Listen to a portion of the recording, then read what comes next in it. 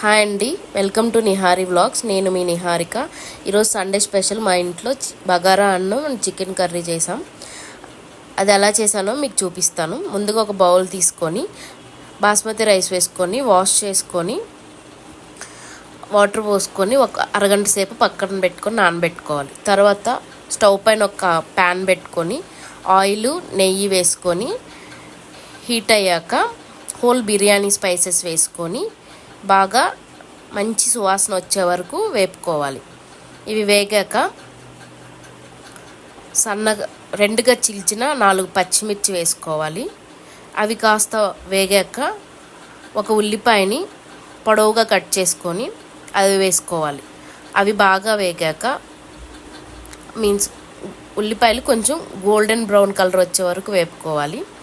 తర్వాత అల్లం వెల్లుల్లి పేస్ట్ వేసుకొని పచ్చి వాసన పోయి మంచి స్మెల్ వచ్చే వరకు వేపుకోవాలండి.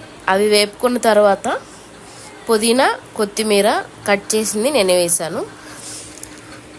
ఆ తర్వాత నేను 4 కప్స్ ఆఫ్ బాస్మతి రైస్ తీసుకున్నానండి. దానికి 8 కప్పులు నీళ్లు పోసాను. అదే మీరు కుక్కర్లో వండుకునే పని అయితే 4 కప్పులకి 6 కప్పులు నీళ్లు పోసి 2 విజిల్స్ హై ఫ్లేమ్లో వచ్చే వరకు పెట్టుకోండి. ఇక్కడ నేను వాటర్ పోసాక సాల్ట్ వేసాను. సాల్ట్ రుచికి తగినంత, కొంచెం ఉప్పగా ఉండేలాగా వేసుకోండి. చికెన్ కర్రీలో కొంచెం తక్కువ వేసుకున్నా పర్లేదు. తర్వాత మూత పెట్టేసి నీళ్ళు తెల్లగాగాక ఒక 10 మినిట్స్కి ఆగిపోతాయి బాగా.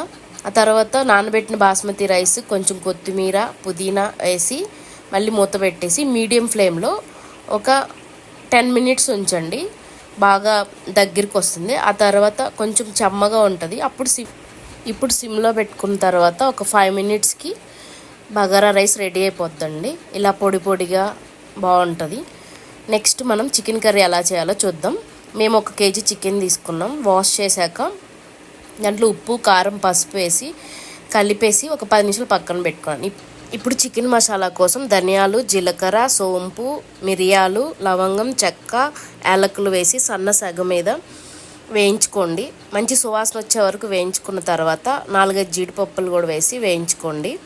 అవి బాగా వేగాక మీరు అది పక్కన పెట్టుకొని చల్లార్చుకొని ఒక మిక్సీ జార్లో వేసి పౌడర్ చేసి పెట్టుకోండి. నెక్స్ట్ ఇంకో మిక్సీ జార్లో ఆనియన్ టమాటా కొబ్బరి అల్లం వెల్లుల్లి పచ్చిమిర్చి అన్నీ వేసి పేస్ట్ చేసుకొని పక్కన పెట్టుకోండి. నెక్స్ట్ ఒక స్టవ్ మీద ఒక ప్యాన్ పెట్టేసి ఆయిల్ వేసి హీట్ అయ్యాక ఉల్లిపాయ పచ్చిమిర్చి కరివేపాకు వేసి వేయించుకోవాలి. ఇది కొంచెం గోల్డెన్ బ్రౌన్ కలర్ వచ్చే వరకు వేయించుకొని మనం మిక్సీ జార్లో పేస్ట్ చేసి పెట్టుకున్నాం కదండి ఆనియన్ టమాటా పేస్ట్, ఆ పేస్ట్ వేసేసి బాగా వేపుకోవాలి. మీడియం ఫ్లేమ్లో 5 మినిట్స్ మంచి కలర్ వచ్చే వరకు. ఈ పచ్చి వాసన అంతా పోయి మంచి స్మెల్ వస్తుంది. అల్లం వెల్లుల్లి అన్నీ వేసి మిక్సీకి వేసాం కదండి, మంచి సువాసన వస్తుంది. ఇదండి ఇలా ఆయిల్ పైకి వచ్చిన తర్వాత మీరు మ్యారినేట్ చేసి పెట్టిన చికెన్ వేసుకోండి. ఈ చికెన్ వేసాక ఒకసారి కలబెట్టేసి తర్వాత ఒక టేబుల్ స్పూన్ కారం వేసాను. నేను ఇంతకుముందు ఒక టేబుల్ స్పూనే వేసాను, సో అది సరిపోదని ఇంకా వేసాను. ఇది వేసాక కొంచెం బాగా కలబెట్టేసి మూత పెట్టేసి ఒక 10 మినిట్స్ మీడియం ఫ్లేమ్లో ఉడికించండి. ఆయిల్ పైకి వస్తుంది, ఆ ముక్కల్లో నుంచి ఆయిల్ బయటకు వస్తుంది. అండ్ అలాగే కొంచెం వాటర్ కూడా పోసుకోండి. ఇలా ఆయిల్ బయట వచ్చాక ఏదైతే మిక్సీ వేసి ఉంటారు కదండి ఆ మిక్సీలో కొంచెం వాటర్ వేసి ఆ నీళ్ళు కడిగేసి ఈ కర్రీలో పోయండి. ఇలా మళ్ళీ ఒక 5 మినిట్స్ ఉంచేసాక మళ్ళీ ఆయిల్ బయటకు వస్తుంది. ఇప్పుడు మనం గ్రైండ్ చేసుకున్న మసాలా పౌడర్ ఉంది కదండి, ఆ మసాలా పౌడర్ వేసి